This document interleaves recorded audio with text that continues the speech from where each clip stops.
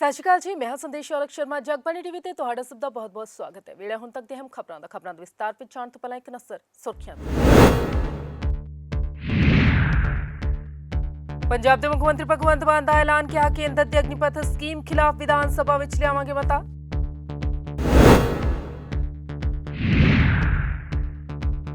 High court ਪਹੁੰਚਿਆ ਸਿੱਧੂ ਮੂਸੇਵਾਲਾ ਦਾ ਕਰੀਬੀ ਸ਼ਗਨਪ੍ਰੀਤ, ਕਿਹਾ ਗੈਂਗਸਟਰ ਲਾਰੈਂਸ ਅਤੇ ਗੋਲਡੀ ਬਰਾੜ ਤੋਂ ਜਾਨ ਦਾ ਖਤਰਾ।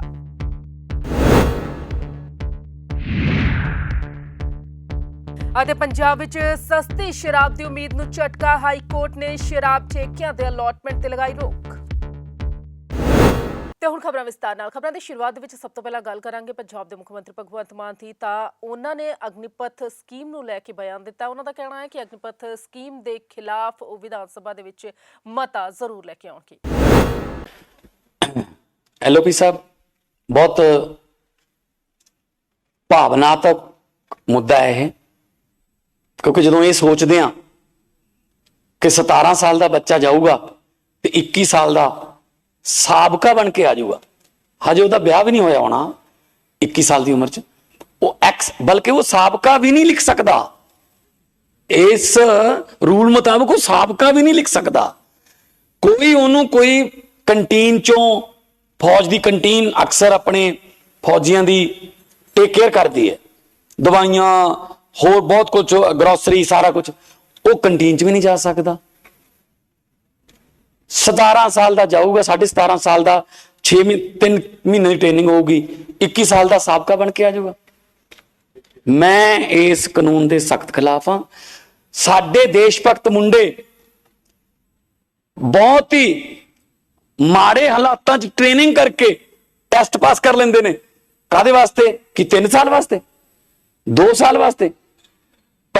ਹੁਣ 35 ਸਾਲ ਦੀ ਹੈ, 35 ਤੇ ਰਿਟਾਇਰਮੈਂਟ, ਪਰ 35 ਤੋਂ ਬਾਅਦ ਵੀ ਉਹ ਕਿਤੇ ਨਾ ਕਿਤੇ ਕੋਈ ਬੈਂਕ 'ਚ ਕਿਤੇ ਲੱਗ ਜਾਂਦੇ। ਮੈਨੂੰ ਨਹੀਂ ਲੱਗਦਾ ਕਿ 2 ਮਹੀਨਿਆਂ ਦੀ ਟ੍ਰੇਨਿੰਗ ਜਿਹੜੀ ਹੈ ਉਹ ਉਹਨਾਂ ਨੂੰ ਉਹ ਤੋਂ ਬਾਅਦ ਵੀ ਕਿਤੇ ਕੰਮ ਦਵਾਊਗੀ।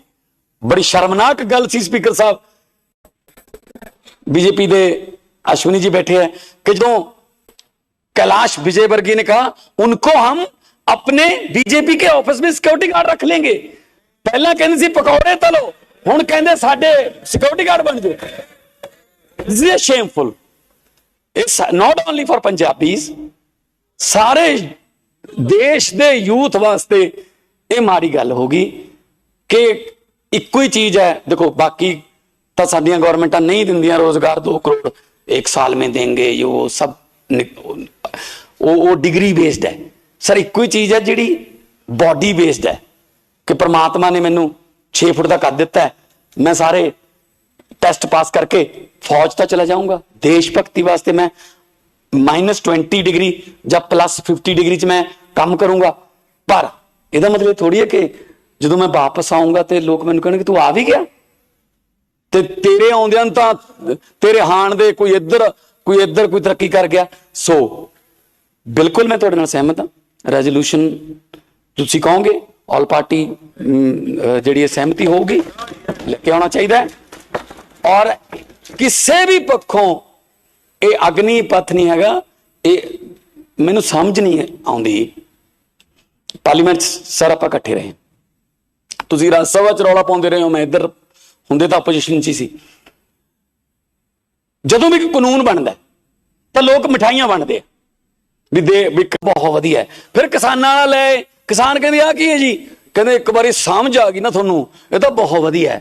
ਤੇ ਸੀਏ ਲੈ ਕੇ ਆ ਗਏ, ਲੋਕ ਕਹਿੰਦੇ ਜੀ ਆ ਕੀ ਹੈ, ਕਹਿੰਦੇ ਇੱਕ ਵਾਰੀ ਸਮਝ ਆ ਜੇ ਤੁਹਾਨੂੰ ਬਹੁਤ ਵਧੀਆ ਲੱਗੂਗਾ।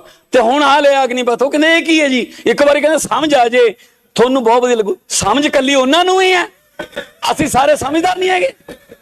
ਸੋ ਇਹੋ ਜਿਹੇ ਕਾਨੂੰਨ ਜਿਹੜੇ ਲੋਕਾਂ ਨੂੰ ਸਮਝ ਹੀ ਨਾ ਆਉਣ, ਉਹ ਨਹੀਂ ਬਣਨੇ ਚਾਹੀਦੇ। ਉਹਨਾਂ ਵਿਰੁੱਧ ਦੇਸ਼ ਦੀ ਹਰੇਕ ਵਿਧਾਨ ਸਭਾ ਦੇ ਵਿੱਚ ਮਤਾ ਪਾਸ ਹੋਣਾ ਚਾਹੀਦਾ। ਮੈਂ ਤੁਹਾਡੇ ਨਾਲ ਸਹਿਮਤ ਹਾਂ।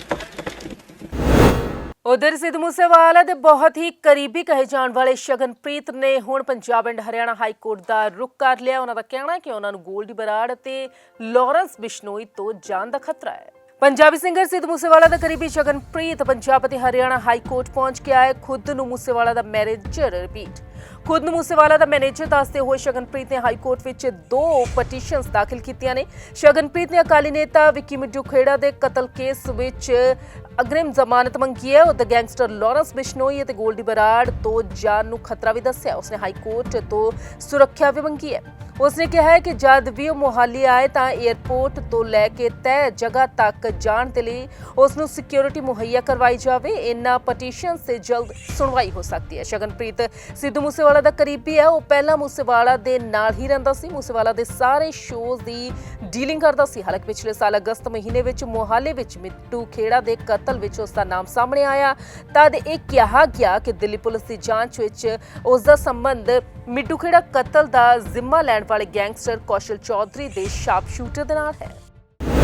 ਪੰਜਾਬ ਦੇ ਵਿੱਚ ਸਸਤੀ ਸ਼ਰਾਬ ਦੀ ਗੱਲ ਚੱਲੀ ਸੀ, ਪਰ ਹੁਣ ਪੰਜਾਬ ਦੇ ਵਿੱਚ ਉਸੇ ਸਸਤੀ ਸ਼ਰਾਬ ਦੀ ਉਮੀਦ ਨੂੰ ਝਟਕਾ ਲੱਗ ਗਿਆ ਹੈ, ਕਿਉਂਕਿ ਪੰਜਾਬ ਅਤੇ ਹਰਿਆਣਾ ਹਾਈ ਕੋਰਟ ਨੇ ਸ਼ਰਾਬ ਦੇ ਠੇਕਿਆਂ ਦੇ ਅਲਾਟਮੈਂਟ ਤੇ ਫਿਲਹਾਲ ਦੀ ਘੜੀ ਰੋਕ ਲਗਾ ਦਿੱਤੀ ਹੈ ਤੇ ਨਾਲ ਹੀ ਪੰਜਾਬ ਸਰਕਾਰ ਤੋਂ ਜਵਾਬ ਤਲਬ ਵੀ ਕੀਤਾ। ਪੰਜਾਬ ਸਰਕਾਰ ਦੀ ਸਸਤੀ ਸ਼ਰਾਬ ਵਾਲੀ ਐਕਸਾਈਜ਼ ਪਾਲਿਸੀ ਨੂੰ ਝਟਕਾ ਲੱਗਿਆ ਹੈ। ਪੰਜਾਬ ਅਤੇ ਹਰਿਆਣਾ ਹਾਈ ਕੋਰਟ ਨੇ ਸ਼ਰਾਬ ਠੇਕਿਆਂ ਦੇ ਅਲਾਟਮੈਂਟ ਤੇ ਰੋਕ ਲਗਾ ਦਿੱਤੀ ਹੈ। ਹਾਈ ਕੋਰਟ ਨੇ ਕਿਹਾ ਹੈ ਕਿ ਠੇਕਿਆਂ ਦੀ ਅਲਾਟਮੈਂਟ ਹੁਣ ਇਨ੍ਹਾਂ ਪਟੀਸ਼ਨਸ ਦੀ ਸੁਣਵਾਈ ਤੇ ਨਿਰਭਰ ਕਰੇਗੀ। ਇਹ ਪਾਲਿਸੀ 1 ਜੁਲਾਈ ਤੋਂ ਲਾਗੂ ਹੋਣੀ ਸੀ। ਹਾਈ ਕੋਰਟ ਨੇ ਨਵੀਂ ਐਕਸਾਈਜ਼ ਪਾਲਿਸੀ ਦੇ ਖਿਲਾਫ 4 ਪਟੀਸ਼ਨਸ ਦੀ ਸੁਣਵਾਈ ਦੇ ਦੌਰਾਨ ਇਹ ਫੈਸਲਾ ਕੀਤਾ। ਇਸ ਸੰਬੰਧਿਤ ਹੁਣ ਪੰਜਾਬ ਸਰਕਾਰ ਤੋਂ ਜਵਾਬ ਮੰਗਿਆ ਗਿਆ ਹੈ। ਆਮ ਆਦਮੀ ਪਾਰਟੀ ਦੀ ਸਰਕਾਰ ਤੇ ਆਰੋਪ ਹੈ ਕਿ ਉਹ ਸ਼ਰਾਬ ਕਾਰੋਬਾਰ ਵਿੱਚ ਮੋਨੋਪੋਲੀ ਨੂੰ ਵਧਾਵਾ ਦੇ ਰਹੀ ਹੈ, ਇਸ ਲਈ ਇਸ ਨੀਤੀ ਨੂੰ ਰੱਦ ਕੀਤਾ ਜਾਵੇ। ਜੇਕਰ ਪਾਲਿਸੀ ਤੇ ਰੋਕ ਲੱਗੀ ਤਾਂ ਫਿਰ ਪੰਜਾਬ ਦੇ ਲੋਕਾਂ ਨੂੰ ਸਸਤੀ ਸ਼ਰਾਬ ਦੀ ਉਮੀਦ ਖਟਾਈ ਵਿੱਚ ਪੈ ਜਾਵੇਗੀ। ਇਹ ਪਾਲਿਸੀ 1 ਜੁਲਾਈ ਤੋਂ ਲਾਗੂ ਹੋਣੀ ਸੀ, ਜਿਸ ਤੋਂ ਬਾਅਦ ਪੰਜਾਬ ਵਿੱਚ ਚੰਡੀਗੜ੍ਹ ਤੋਂ ਸਸਤੀ ਬੀਅਰ ਅਤੇ ਹਰਿਆਣਾ ਤੋਂ ਸਸਤੀ ਸ਼ਰਾਬ ਮਿਲਣੀ ਸੀ। ਚੰਡੀਗੜ੍ਹ ਦੇ ਸੈਕਟਰ 38 ਦੇ ਵਿੱਚ ਇੱਕ ਵਿਅਕਤੀ ਦਾ ਚਾਕੂਆਂ ਦੇ ਨਾਲ ਕਤਲ ਕਰ ਦਿੱਤਾ ਗਿਆ ਸੀ। ਤੁਹਾਨੂੰ ਦੱਸ ਦਈਏ ਕਿ ਇਸ ਮਾਮਲੇ ਦੇ ਵਿੱਚ ਪੁਲਿਸ ਨੇ ਇੱਕ ਮਹਿਲਾ ਤੇ ਇੱਕ ਹੋਰ ਵਿਅਕਤੀ ਨੂੰ ਗ੍ਰਿਫਤਾਰ ਕੀਤਾ ਹੈ। ਉਧਰ ਇਸ ਮਾਮਲੇ ਦੇ ਵਿੱਚ ਹੁਣ ਮ੍ਰਿਤਕ ਦੇ ਬੱਚੇ ਦਾ ਵੀ ਬਿਆਨ ਸਾਹਮਣੇ ਆਇਆ ਹੈ। ਬੱਚੇ ਦਾ ਕਹਿਣਾ ਹੈ ਕਿ ਉਸ ਦੀ ਮਾਂ ਅਤੇ ਮਾਮੇ ਨੇ ਮਿਲ ਕੇ ਉਸ ਦੇ ਪਿਤਾ ਨੂੰ ਮੌਤ ਦੇ ਘਾਟ ਉਤਾਰ ਦਿੱਤਾ। ਉਧਰ ਪਰਿਵਾਰਕ ਮੈਂਬਰਾਂ ਨੇ ਮ੍ਰਿਤਕ ਦੀ ਦੇਹ ਨੂੰ ਘਰ ਦੇ ਬਾਹਰ ਰੱਖਿਆ ਤੇ ਕਿਹਾ ਕਿ ਜਦੋਂ ਤੱਕ ਕਾਰਵਾਈ ਨਹੀਂ ਹੋਵੇਗੀ ਅੰਤਿਮ ਸੰਸਕਾਰ नहीं किया जाएगा। पेश है रिपोर्ट। पापा के साथ मम्मा ने उसको मार दिया, मेरे पापा को दूसरे चाकू से, और वो मर गए और उसको बचा लो। तो कौन कौन थे, आपने कुछ देखा कुछ ऐसा? हाँ, क्या देखा था? मामू थे और मम्मा थी, एक लड़का था। अच्छा, तीनों लोग थे? 2 लड़के थे। 2 लोग थे। पापा को दूसरे चाकू से, और वो मर गए और उसको बचा लो।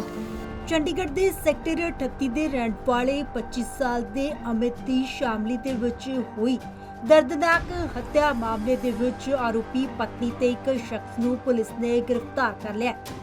ਸ਼ਾਮਲੀ ਪੁਲਿਸ ਨੇ ਦੋਨਾਂ ਆਰੋਪੀਆਂ ਦੇ ਖਿਲਾਫ ਮੁਕੱਦਮਾ ਵੀ ਦਰਜ ਕੀਤਾ ਹੈ। ਆਰੋਪੀ ਪਤਨੀ ਨੇ ਹੀ ਆਪਣੇ ਜਾਣਕਾਰ ਦੇ ਨਾਲ ਮਿਲ ਕੇ ਅਮਿਤ ਨੂੰ ਮੌਤ ਦੇ ਘਾਟ ਉਤਾਰ ਦਿੱਤਾ ਸੀ। ਕਾਫੀ ਦਿਨਾਂ ਤੋਂ ਲਾਪਤਾ ਪਤਨੀ ਸ਼ਿਵਾਨੀ ਨੂੰ ਲੱਭਦੇ ਹੋਏ ਅਮਿਤ ਜਦ ਸ਼ਾਮਲੀ ਪਹੁੰਚਿਆ ਤਾਂ ਉੱਥੇ ਉਸ ਦੀ ਚਾਕੂਆਂ ਦੇ ਨਾਲ ਗੋਦ ਕੇ ਨਿਰਦਈ ਹੱਤਿਆ ਕਰ ਦਿੱਤੀ ਗਈ ਸੀ। चंडीगढ़ सेक्टर 38 के रहने वाले अमित मीता पर शामली में बड़ी बेरहमी से हत्या कर दी गई। आखिर क्या मामला था, तो उसके परिजन और उसके पिता हमारे साथ हैं, तो जानते हैं किस तरह से ये मामला शुरू हुआ और अब तक पुलिसिया क्या कार्रवाई की गई। क्या नाम है जी आपका? राजू। राजू जी, आपके बेटे का क्या नाम है? अमित। तो जो अमित की हत्या है वो कहाँ पे की गई? शामली। किस कारण से और क्या कारण रहे थे, और आपने शिकायत भी दी थी पुलिस को? हाँ जी, मैं शिकायत करने गया था 25 तारीख को।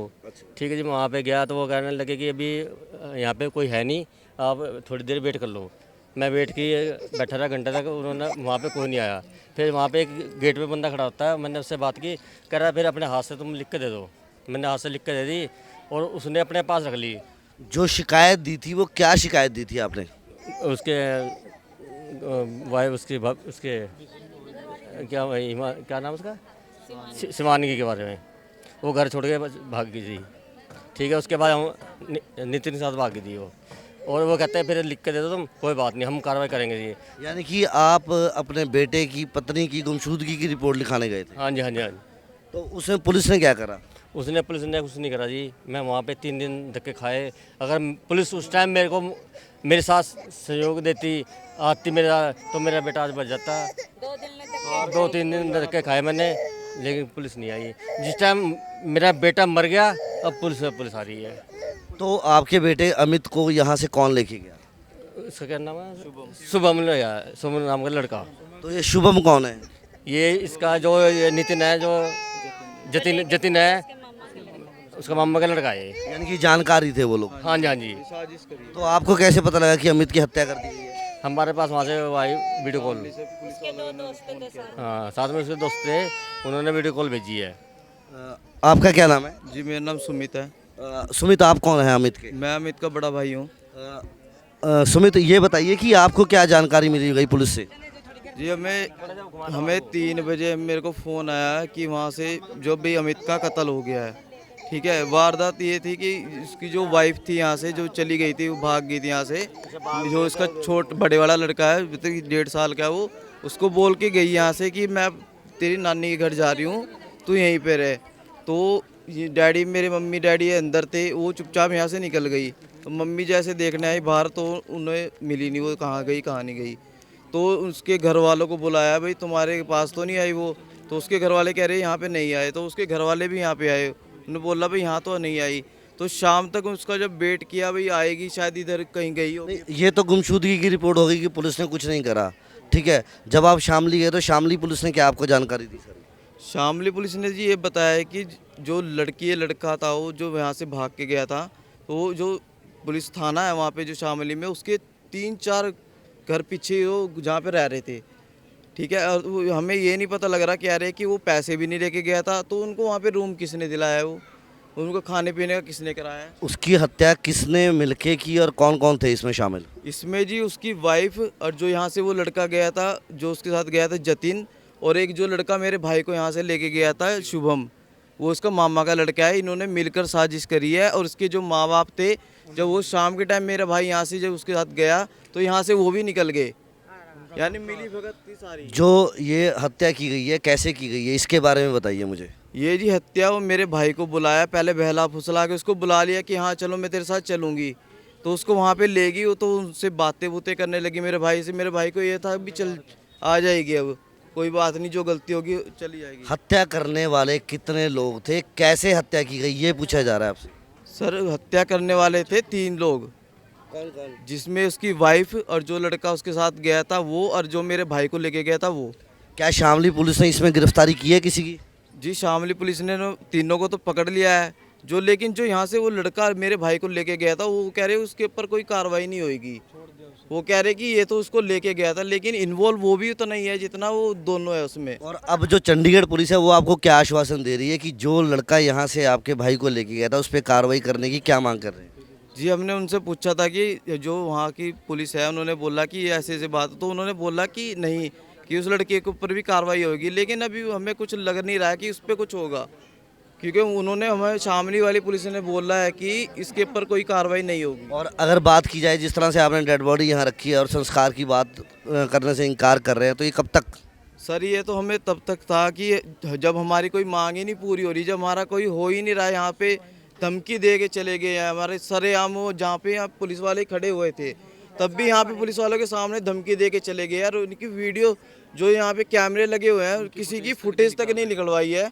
हमें बोल रहे हैं कि तुम जाके जहाँ कैमरे लग रहे हैं वहाँ पे जाके निकलवाओ। ये सर हमारा काम, अगर हम पुलिस होते तो हम करेंगे।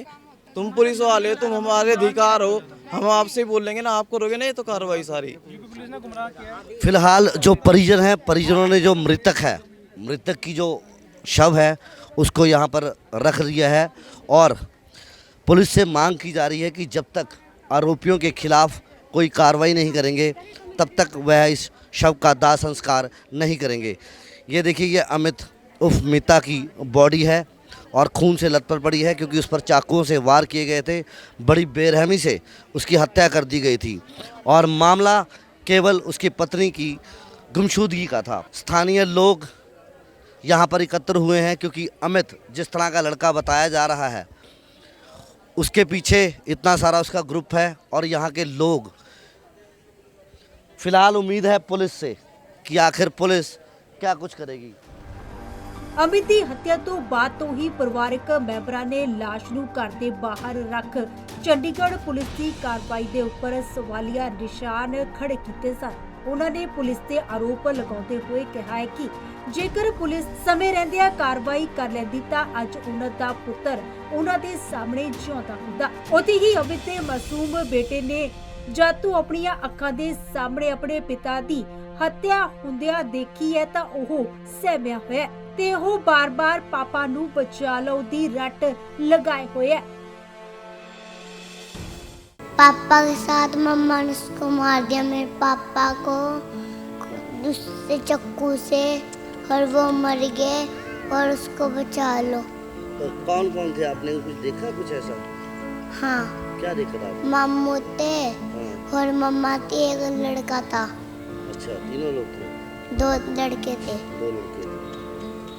आइए बात करते हैं यहीं चंडीगढ़ पुलिस के कुछ आला अधिकारी भी तैयार हैं और हम यहाँ के पार्षद से भी बात करते हैं। हमारे साथ कुलदीप गलौर जी हैं। तो कुलदीप जी, ये बताइए कि जिस तरह से आज यहाँ पे शव रखा गया है और इसका दाह संस्कार नहीं किया जाएगा और आपने पुलिस से ही बात की, तो पुलिस से क्या आश्वासन मिला है आपको? नमस्कार, पहले तो आपका कुलदीप जी बहुत बहुत धन्यवाद।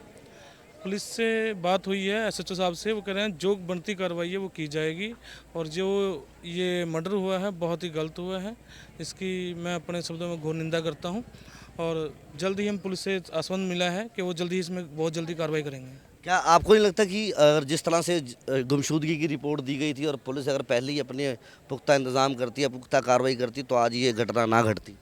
जी ज़रूर, अगर पुलिस अगर समय पे कार्रवाई करती तो आज ये हमारा बच्चा हमारे बीच में होता और पुलिस ने सही समय पे सही डिसीजन ना लेते हुए उसे थोड़ा सा बहुत लाइट लिया केस को, तो आज हमारे बच्चे की इसमें जो मौत हुई है इसका बहुत गंभीर जो आरोप है पुलिस के ऊपर भी कहीं ना कहीं लगता है कि अगर समय रहते पुलिस कार्रवाई करती तो शायद आज ऐसा ना होता।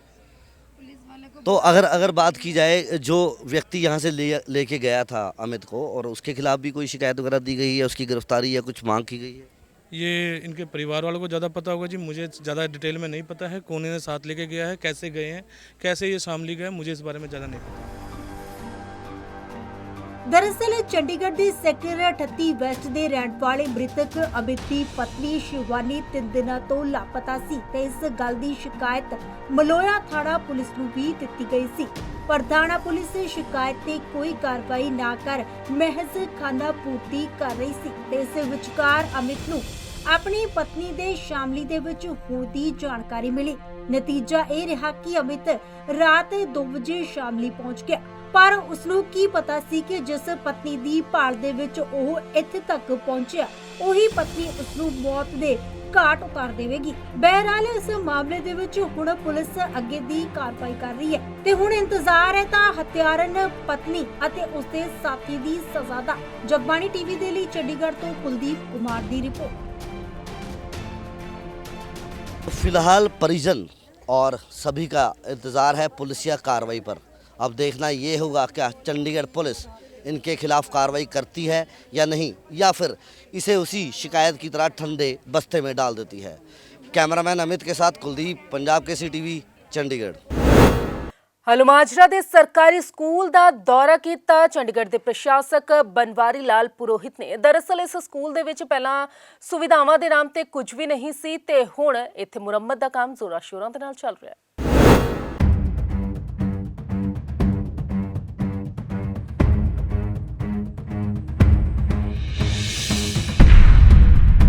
ਹਲੂਮਾਜਰਾ ਦੇ ਗਵਰਨਮੈਂਟ ਹਾਈ ਸਕੂਲ ਦੇ ਵਿੱਚ 1 ਮਹੀਨਾ ਪਹਿਲਾਂ ਪ੍ਰਸ਼ਾਸਕ ਬਨਵਾਰੀ ਲਾਲ ਪੁਰੋਹਿਤ ਨੇ ਦੌਰਾ ਕੀਤਾ ਸੀ ਤੇ ਇਸ ਦੌਰਾਨ ਇੱਥੇ ਬੱਚੇ ਇੰਨੀ ਭਿਆਨਕ ਗਰਮੀ ਦੇ ਵਿੱਚ ਟੀਨ ਸ਼ੈੱਡ ਦੇ ਹੇਠਾਂ ਬੈਠਿਆ ਕਰਦੇ ਸਨ, ਜਿਸ ਨੂੰ ਲੈ ਕੇ ਮਾਪਿਆਂ ਨੇ ਸ਼ਿਕਾਇਤ ਕੀਤੀ ਸੀ ਤੇ ਇਸ ਦੇ 1 ਮਹੀਨਾ ਬਾਅਦ ਐਡਵਾਈਜ਼ਰ ਧਰਮਪਾਲ ਨੇ ਸਕੂਲ ਦਾ ਦੌਰਾ ਕੀਤਾ। ਸਕੂਲ ਦੀ ਰੈਨੋਵੇਸ਼ਨ ਦਾ ਕੰਮ ਚੱਲ ਰਿਹਾ ਹੈ ਕਿਉਂਕਿ ਪਹਿਲਾਂ ਇਸ ਸਕੂਲ ਦੇ ਵਿੱਚ ਕੋਈ ਵੀ ਸਹੂਲਤ ਨਹੀਂ ਸੀ। ਇੰਨੀ ਭਿਆਨਕ ਗਰਮੀ ਦੇ ਵਿੱਚ ਬੱਚੇ ਟੀਨ ਸ਼ੈੱਡ ਦੇ ਹੇਠਾਂ ਬੈਠ ਕੇ ਪੜ੍ਹਾਈ ਕਰਨ ਨੂੰ ਮਜਬੂਰ ਸਨ। ਨਾ ਹੀ ਸਕੂਲ ਦੇ ਵਿੱਚ ਬਾਥਰੂਮ ਦੀ ਕੋਈ ਵਿਵਸਥਾ ਸੀ ਤੇ ਨਾ ਹੀ ਸਕੂਲ ਦੇ ਅੰਦਰ ਸਹੀ ਤਰੀਕੇ ਦੇ ਨਾਲ ਗਰਾਊਂਡ ਬਣਿਆ ਹੋਇਆ ਸੀ। ਹੁਣ 1 ਮਹੀਨੇ ਬਾਅਦ ਇਸ ਦੀ ਰੈਨੋਵੇਸ਼ਨ ਦਾ ਕੰਮ ਜੰਗੀ ਪੱਧਰ ਤੇ ਚੱਲ ਰਿਹਾ ਹੈ, ਜਿਸ ਨੂੰ ਲੈ ਕੇ ਐਡਵਾਈਜ਼ਰ ਧਰਮਪਾਲ ਨੇ ਵੀ ਇੱਥੇ ਦੌਰਾ ਕੀਤਾ ਤੇ ਨਾਲ ਹੀ ਨਾਲ ਇਹ ਵੀ ਕਿਹਾ ਹੈ ਕਿ ਕਿ ਹੁਣ ਇਸ ਸਕੂਲ ਦੇ ਵਿੱਚ ਬੱਚੇ ਨਹੀਂ ਬੈਠਣਗੇ ਤੇ ਹੁਣ ਸਕੂਲ ਦੇ ਵਿੱਚ ਸਿਰਫ ਅਧਿਆਪਕ ਬੈਠਣਗੇ ਤੇ ਸਕੂਲ ਦਾ ਕੰਮ ਹੋਵੇਗਾ। ਬੱਚਿਆਂ ਨੂੰ ਦੂਸਰੇ ਸਕੂਲ ਦੇ ਵਿੱਚ ਸ਼ਿਫਟ ਕਰ ਦਿੱਤਾ ਗਿਆ। नहीं, यहाँ पे ये बच्चों के लिए फिर भी इस्तेमाल नहीं होगा। सीलिंग तो बिल्कुल वेदर प्रूफ लगा दी है। ये ऑफिस के लिए और बाकी एक्टिविटी के लिए इस्तेमाल होगा, बच्चे इसमें नहीं पड़ेंगे। बिल्डिंग देखो, एक तो वो स्कूल पूरे का पूरा आप कॉलोनी नंबर 4 का अनयूटिलाइज पड़ा हुआ था, तो एक तो उसको पूरा इस्तेमाल करेंगे और साथ में कुछ स्कूल नियर बाय एरिया में बने हुए हैं, तो पूरा असेसमेंट देखेंगे कितनी और रिक्वायरमेंट है या नहीं है।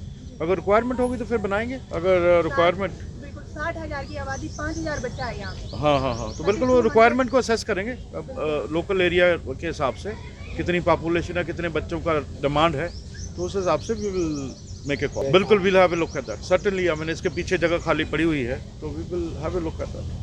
बच्चों के लिए ठीक बन जाएगा जी वो। हाँ, बढ़िया बन जाएगा। नहीं, देखते हैं उसको भी एक्टिवली कंसिडर। वो भी अभी मैं इनसे इंजीनियर से बात करता हूँ और एक प्लान बनाते हैं उसका। सोशल पावर की बात है, आई थॉट इलेक्ट्रिसिटी की पावर है, वो सारी वो देख लेते हैं। उसका कोई ऐसा कुछ नहीं है। ऐसा जो उनका बजट है उसके ऊपर तो हम इंटरफेयर करते ही नहीं है। ਹਾਲਾਂਕਿ ਸਕੂਲ ਦੇ ਨੇੜੇ-ਤੇੜੇ ਕਈ ਸਮੱਸਿਆਵਾਂ ਦਾ ਅੰਬਾਰ ਹੈ ਤੇ ਸਭ ਤੋਂ ਵੱਡੀ ਸਮੱਸਿਆ ਇੱਥੇ ਸੀਵਰ ਅਤੇ ਇਸ ਦੇ ਬਿਲਕੁਲ ਨਾਲ ਹੀ ਗਰਾਊਂਡ ਦੇ ਵਿੱਚ ਕੂੜੇ ਦੀ ਹੈ ਤੇ ਜਦੋਂ ਇੱਥੇ ਕੋਈ ਅਫਸਰ ਆਉਂਦਾ ਹੈ ਤਾਂ ਤਦ ਇਸ ਨੂੰ ਬਿਲਕੁਲ ਠੀਕ ਕਰ ਦਿੱਤਾ ਜਾਂਦਾ ਹੈ।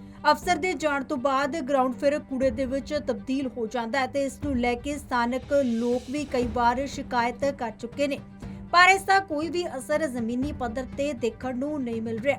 ਐਡਵਾਈਜ਼ਰ ਦੇ ਦੌਰੇ ਤੋਂ ਠੀਕ ਪਹਿਲਾਂ ਇੱਥੇ ਖੂਬ ਸਾਫ਼ ਸਫਾਈ ਹੋ ਰਹੀ ਸੀ ਤੇ ਇਸ ਨੂੰ ਚਮਕਾਇਆ ਜਾ ਰਿਹਾ ਸੀ ਤੇ ਜਿਵੇਂ ਹੀ ਐਡਵਾਈਜ਼ਰ ਸਾਹਿਬ ਨਿਕਲੇ ਤਾਂ ਇਸ ਗਰਾਊਂਡ ਨੂੰ ਇਸ ਤਰ੍ਹਾਂ ਹੀ ਛੱਡ ਦਿੱਤਾ ਗਿਆ ਤੇ ਇਸ ਦੇ ਬਾਰੇ ਵਿੱਚ ਐਡਵਾਈਜ਼ਰ ਨੂੰ ਵੀ ਦੱਸਿਆ ਗਿਆ ਤਾਂ ਉਹਨਾਂ ਕਿਹਾ ਹੈ ਕਿ ਉਹ ਇਸ ਨੂੰ ਲੈ ਕੇ ਇੰਜੀਨੀਅਰ ਦੇ ਨਾਲ ਗੱਲਬਾਤ ਕਰਨਗੇ ਅਤੇ ਹੱਲੋ ਮਾਜਰਾ ਦੇ ਵਿੱਚ ਜਿਸ ਕਦਰ ਸਮੱਸਿਆਵਾਂ ਦਾ ਅੰਬਾਰ ਹੈ ਉਸ ਦਾ ਵੀ ਜਲਦ ਨਿਪਟਾਰਾ ਕੀਤਾ ਜਾਵੇਗਾ। ਹੁਣ ਦੇਖਣ ਵਾਲੀ ਗੱਲ ਹੋਵੇਗੀ ਕਿ ਇਹਨਾਂ ਸਮੱਸਿਆਵਾਂ ਦੇ ਅੰਬਾਰ ਤੋਂ ਕਦੋਂ ਤੱਕ ਇੱਥੋਂ ਦੇ ਸਥਾਨਕ ਵਾਸੀਆਂ ਨੂੰ ਛੁਟਕਾਰਾ ਮਿਲਦਾ ਹੈ। ਜਗਬਾਣੀ ਟੀਵੀ ਦੇ ਲਈ ਚੰਡੀਗੜ੍ਹ ਤੋਂ ਭਗਵਤ ਸਿੰਘ ਦੀ ਰਿਪੋਰਟ। ਚੰਡੀਗੜ੍ਹ ਦੇ ਨਾਲ ਲੱਗਦੇ ਪਿੰਡਾਂ ਦੀ ਹਾਲਤ ਬਾਰੇ ਸੋਚ ਕੇ ਹਰ ਕੋਈ ਅੰਦਾਜ਼ਾ ਲਗਾਉਂਦਾ ਹੈ ਕਿ ਬਹੁਤ ਸੋਹਣੇ ਪਿੰਡ ਹੋਣਗੇ, ਪਰ ਸੱਚਾਈ ਉਸ ਤੋਂ ਬਹੁਤ ਹੀ ਵੱਖਰੀ ਹੈ। ਹਲੂਮਾਜਰਾ ਪਿੰਡ ਇੱਕ ਅਜਿਹਾ ਹੈ ਜੋ ਬੁਨਿਆਦੀ ਸਹੂਲਤਾਂ ਤੋਂ ਹੀ ਵਾਂਝਾ ਹੈ ਤੇ ਇਸ ਸੰਬੰਧ ਦੇ ਵਿੱਚ ਜਦੋਂ ਉੱਥੋਂ ਦੇ ਕੌਂਸਲਰ ਦੇ ਨਾਲ ਗੱਲਬਾਤ ਕੀਤੀ ਗਈ ਤਾਂ ਜਾਣੋ ਕੀ ਕੁਝ ਕਹਿਣਾ ਉਹਨਾਂ ਦਾ। चंडीगढ़ में गांव की हालत से तो हर कोई वाकिफ है। यहाँ की समस्याओं को कई बार खबरों के माध्यम से दिखाया जाता रहा है। वहीं हल्लूमाजरा गांव की खस्ता हालत की तस्वीरें भी कई बार दिखाई गई। बावजूद इसके आज दिन तक यहाँ की समस्याएं जस की तस बनी हुई है। दरअसल हल्लूमाजरा इलाके में सीवर, कूड़े, पीने के पानी, सड़कें, बिजली की नंगी तारों की जैसी छोटी मोटी कई समस्याएं हैं, या फिर यूँ कहें कि इस इलाके में सुविधा के नाम पर कुछ नहीं है। लोगों की बार बार शिकायतों के बावजूद भी इन समस्याओं पर कोई संज्ञान नहीं लिया जाता। इस बारे में जब एरिया पार्षद गुरचरणजीत सिंह से बात की गई तो उन्होंने कहा कि अब जल्द ही इन समस्याओं का समाधान होगा, क्योंकि इन समस्याओं के संदर्भ में वे लगातार अफसरों से बैठकें कर रहे हैं और सबसे पहले सीवर का टेंडर निकाला जा चुका है, जिसका काम जल्द ही शुरू किया जाएगा। यहाँ पर बच्चे नहीं पढ़ाए जाएंगे, यहाँ स्कूल का जो दफ्तर का काम काज है वही होगा। बच्चों के लिए 4 नंबर स्कूल और बिल्डिंग तैयार होगी। हल्लो माजरे के अंदर है, छोटे बच्चों के लिए वो होगी। जो 8वीं 9वीं 10वीं के बच्चे हैं उनका मतलब 4 नंबर के बीच कर दिया तैयार बिल्डिंग। ये है जो दफ्तर का काम काज है ये यहाँ होगा। सीवरेज का तो मैंने सारा मुद्दा पास करा दिया, एजेंडा जितना भी है था सारी हल्लो माजरे की जितनी भी जहाँ जहाँ सीवरेज डैमेज है सारी नवे सिरे से पड़ेगी। ये पास हो गया पिछली मीटिंग के बीच।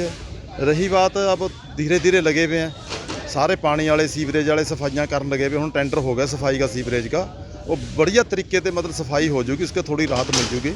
6 महीने निकल जूगे इतने अपना टेंडर हो जूगा और टेंडर से सीवरेज नवी पै जूगी।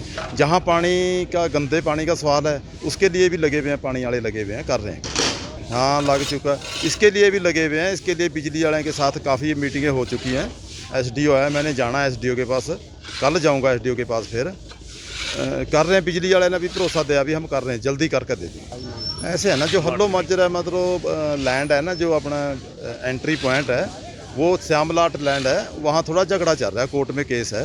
जितना फाइनल हो गया तो बढ़िया बन जाएगा, सारा ठीक ठाक हो जाएगा। कहाँ का जी ग्राउंड? हाँ नहीं, सफाई चल रही है, पूरी सफाई चल रही है। यहाँ बच्चों के लिए बन रहा है जी, खेल के लिए ग्राउंड बना दिया जाए। ग्राउंड बनेगा जी बच्चों के लिए। फिलहाल पार्षद गुरचरणजीत सिंह तो दावा कर रहे हैं कि जल्द ही यहाँ के लोगों को सभी समस्याओं से छुटकारा मिलने वाला है, लेकिन पार्षद का ये दावा कितना सच साबित होगा वो तो आने वाला वक्त ही तय करेगा। पंजाब केसरी टीवी के लिए चंडीगढ़ से भगवत सिंह की रिपोर्ट।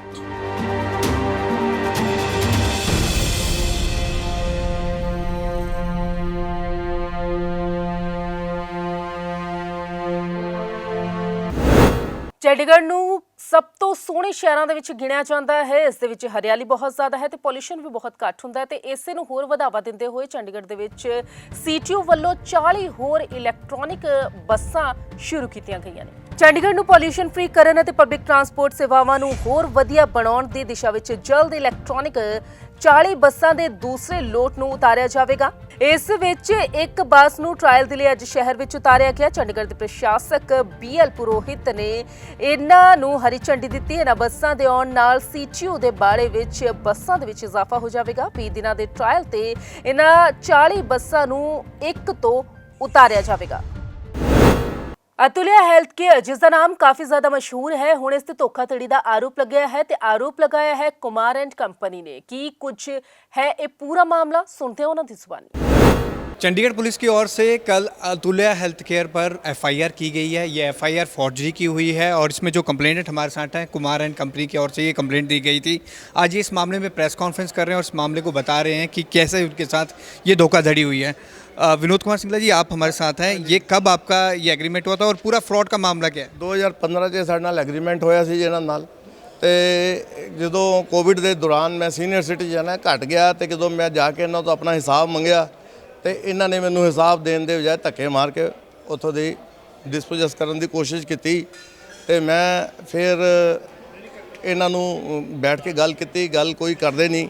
ਫਿਰ ਮੈਨੂੰ ਪਤਾ ਲੱਗਿਆ ਕਿ ਇਹਨਾਂ ਨੇ ਸਾਡਾ ਜਿਹੜਾ ਇੱਕ ਫਰਾਡ ਐਗਰੀਮੈਂਟ ਬਣਾਇਆ ਸਟੈਡਫਾਸਟ ਦੇ ਨਾਮ ਤੇ, ਸਾਰਾ ਜਿਹੜਾ ਪੈਸਾ ਸੀਗਾ ਉਧਰ ਕਨਵਰਟ ਕਰ ਲਿੱਤਾ। ਤਾਂ ਇਸ ਕਰਕੇ ਮੈਨੂੰ ਉਹ ਹਿਸਾਬ देने 'ਚ ਧੱਕੇ ਮੁੱਕੇ ਕੀਤੇ। अच्छा सिंगला जी, आप ये बता रहे हैं कि आपका एक एग्रीमेंट इनके साथ हुआ था। एग्रीमेंट किस बेस पे हुआ था और क्या सर्विस प्रोवाइड करते थे? ये CT scan, MRI, ultrasound, x-ray and blood test की एक एग्रीमेंट था हमारे साथ। इनका सर्विस प्रोवाइडर एग्रीमेंट था जिसमें हमने बिलिंग करते थे, इनको पेमेंट करते थे। तो ये मतलब कोविड के दौरान मैं सीनियर सिटीजन हूँ इसलिए मैं आया नहीं। तो जब मैं आया इनसे हिसाब मांगा तो इन्होंने मेरे को हिसाब देने के बजाय मेरे से बदतमीजी की। जो चंडीगढ़ पुलिस ने FIR करी है इसमें अलग अलग धाराओं के तहत, वो आपकी कंप्लेंट पे ही करी है और ये मामला आपका 3 महीने पहले भी चला था। काफ़ी आपकी लड़ाई झगड़ा भी हुआ था, उस टाइम भी काफ़ी हाइप हुआ था। ये वही मामला है? हाँ जी, वही मामला है जी। उस वक्त मैं इनसे हिसाब पूछने गया, उन्होंने मेरे से बदतमीजी और धक्का किया। कमला, आपसे अगर हम जानें कि ये मामला पूरा अगर आप ब्रीफली बता पाएँ, क्या ये मामला था अतुल्या हेल्थ केयर पे, ये FIR किस बेस पे हुई? अतुल्या हेल्थ केयर के ऊपर ये FIR जो हुई है, इन्होंने फॉर्ज रेंट एग्रीमेंट अपनी एक सिस्टर कंसर्न कंपनी के अंदर बना दिया है, जो मैं आपको दिखा सकता हूँ। ये उनके 2 डायरेक्टर हैं जो अतुल्या हेल्थ केयर के अंदर भी हैं और इनके एक सिस्टर कंसर्न है स्टेडफास्ट, उसके अंदर भी यही 2 डायरेक्टर हैं। इस रेंट एग्रीमेंट से इन्होंने बना के हमारी जितना भी जो रेवेन्यू था, जो पैसा हमको आना था, वो इस कंपनी में कन्वर्ट करते रहे अपना। तो ये कितने का फ्रॉड था, ये आपको कब मालूम चला? आपकी बिल्डिंग थी वो बिल्डिंग हमारी है जी, जहाँ पे अतुल्या हेल्थ केयर है अभी इस टाइम। कब आपको ये पता चला है कि ये करोड़ों का जो आपका चूना लगा के दूसरी कंपनी में रिकवर कर रहे हैं अकाउंट्स का? जब मेरे फादर साहब उनसे हिसाब मांगने गए जी, उन्होंने इनसे धक्का मुक्का करके इनको यहाँ वहाँ से बाहर निकाला। हमारे एम्प्लॉयज़ को उन्होंने थप्पड़ मार के उसका कान का पर्दा फाड़ दिया जी। तब हमने देखा भी ये ऐसा क्यों कर रहे हैं। तब हमको इनके बारे में इन्वेस्टिगेट किया हमने, तो हमको पता लगा भी इन्होंने एक फेक रेंट एग्रीमेंट बना रखा है, जिसके कारण ये हमको हमारी प्रॉपर्टी में घुसने से मना कर रहे हैं। आपको कितना लगता है कि कितने का ये चूना आपको लगा है फ्रॉड के थ्रू? मतलब अभी तक जो हमारा अंदाज़ा है जी, इन्होंने 2 से 3 करोड़ रुपया हर एक साल का इन्होंने हमको चूना लगाया है जी।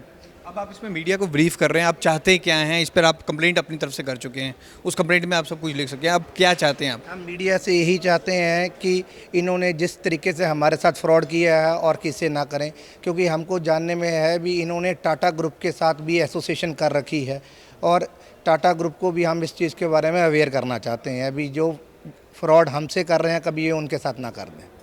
जब आपकी ये लड़ाई हुई थी मार्च में, ये पूरा वायरल भी हुआ था जब वहाँ के शीशे वगैरह टूटे थे, तो आप पे भी तो एफआईआर हुई है, ये मामला केस कोर्ट में भी तो चल रहा है।